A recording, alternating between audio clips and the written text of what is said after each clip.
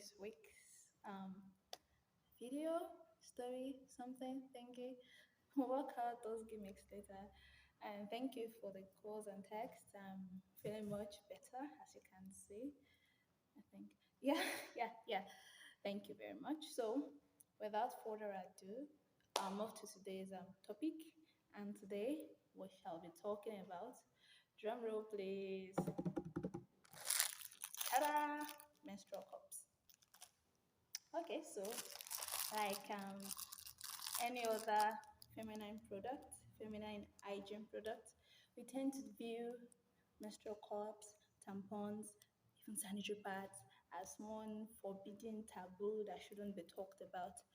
Oh, sorry, after breaking the bias last week, we are here to keep breaking that bias, and today we're going to be talking about. So, from earlier discussions, it would seem a few persons, even women, do not know what menstrual cups are. So, I'll explain. This is a menstrual cup. I don't know this if this is supposed to be the down or this is supposed to be the up. This is a menstrual cup, and it's basically silicone latex, but mostly silicone because this is silicone product that you insert in the vagina during your period. It stays in there tight, like airtight, and it doesn't allow any leaks, and it collects all the blood, and then you can dispose. It stays 6 to 12 hours depending on your flow, the level of your flow, and you dispose it, wash, clean, dry, and reuse it. It's that simple. So basically, it's a reusable hygiene, feminine hygiene product. So basically, a menstrual cup is around. I got this one for 3,500 actually, and while that is expensive, I will not take that away. That is expensive, but it is also cost effective because usually I buy my sanitary pads around 900, 1,000, I think, Veroni, and that lasts for just 2 months. So let's say every 2 months that's 1,000 naira. For 12 months that's 6,000 naira, and for another 12 months that's 2 years, that's 12,000 naira. Not to mention the other nicks and knacks that you still have to add during your period. You get, but with this, that's 3,500 for those 2 years if you use it well, clean it well, and maybe get one extra or something if you can afford it. So cost effective. And now to answer the how is it used question. It's simple actually. You get it for people that get irritated easily, especially by silicone product.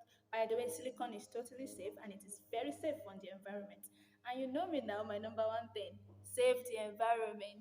You don't have to litter the environment with what's sanitary pad made of, but you know it doesn't degrade easily, or tampons. But this safe for the environment.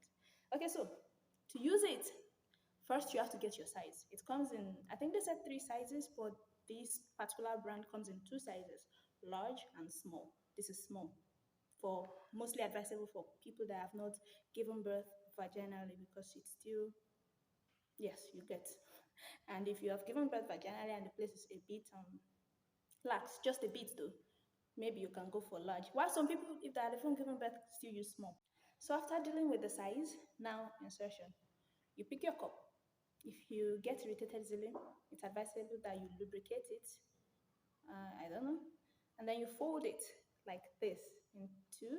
Some people said they find it easier to even fold it more, but I don't know how that's going to be folded or it will enter anywhere. And you take it, let's assume this is your, slowly take it in, wiggle it in. They'll tell you to hold it here, but I find it impractical. It doesn't really go in, and it's not just me. I spoke to a few persons that said it's impractical for them to hold it in and put it in. It's only practical when you want to pull it out. So once it's inside, it's still folded. Once it's inside, it's still folded. You wiggle this and you let it go, and it opens like this. Now this covers everything, the whole space inside there. So it's airtight like this, no leaks, nothing coming out. You grab like that.